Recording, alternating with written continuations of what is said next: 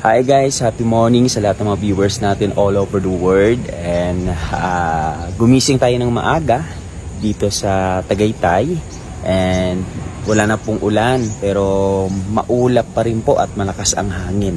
So right now nandito ako sa labas para videohan at ipakita sa inyo itong kinuha namin na house na pinag-staycationan.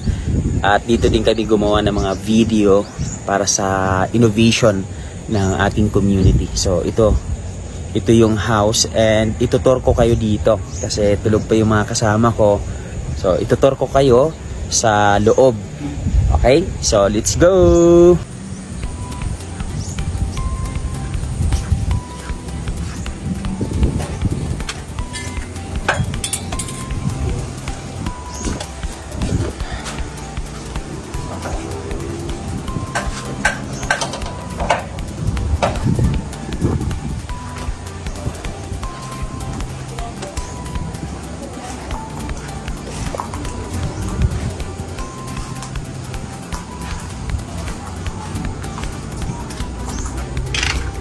Ayan, so ito yung loob niya.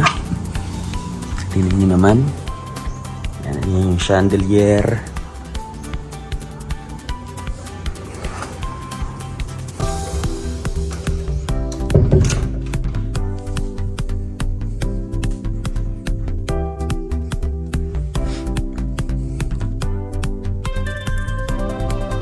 Ito yung party area. So medyo makalat lang kasi may mga nag-inuman dyan. Tapos TV and then may CR dito.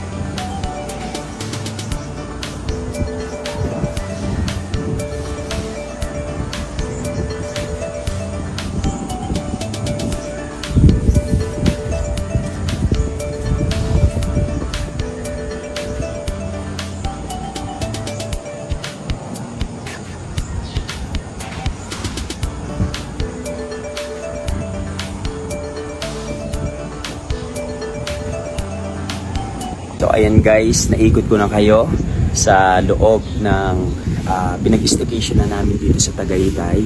So dito ako sa rooftop, dito ako sa taas. Grabe ang ganda ng view dito.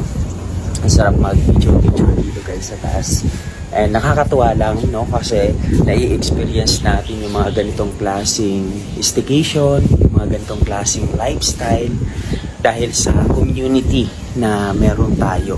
Kung saan na-expose talaga tayo sa mga ganitong lugar, sa mga ganitong klaseng pinupuntahan. So, sa buhay natin, kung gusto mo talaga magtagumpay, kung gusto mong magkaroon ng transformation yung buhay mo, ang pinaka-importante dapat meron kang circle of friends or community na sinasamahan na kung saan ito yung mag-guide sa'yo at magdadala sa'yo dun sa buhay na gusto mo. Kailangan na i-expose talaga. Kailangan na i-experience mo yung mga bagay-bagay na gusto mo mangyari sa'yo. Example, gusto mo magkaroon ng magandang bahay. So, dapat na i-experience mo. Ang ini-experience mo na mag-staycation sa ganitong klaseng ganda ng bahay. Kasi, bakit? Kapag in-experience mo kasi na pumunta sa mga ganitong lugar, mas lalo kang mangangarap ng todo.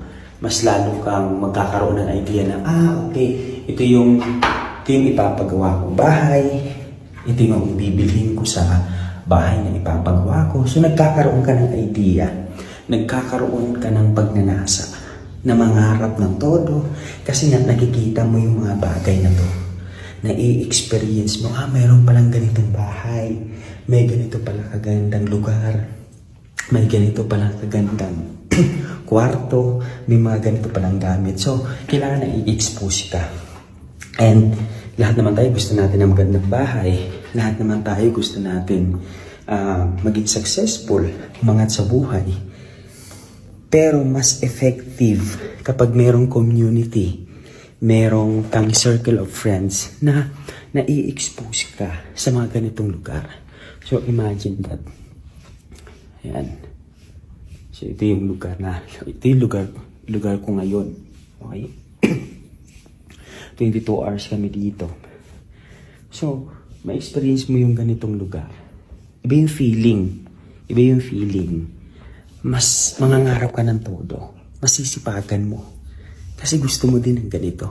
So, bakit dumating sa point na ginusto mo? Kasi na-expose ka. Kaya kung merong tao, merong community na nagpapakita sa iyo ng isang opportunity na ikagaganda ng buhay mo at matutupad yung mga pangarap mo, grab it. I-grab mo yan. Kasi yan yung opportunity na maghahatid sa iyo sa tagumpay. So yun lang mga ka-hustler, sa lahat ng mga viewers natin, thank you so much. So don't forget to subscribe my YouTube channel para marami tayong matulungan na ma-inspire sa lahat ng mga travels natin at sa lahat ng mga pinupuntahan ko. So thank you so much. God bless. Bye-bye!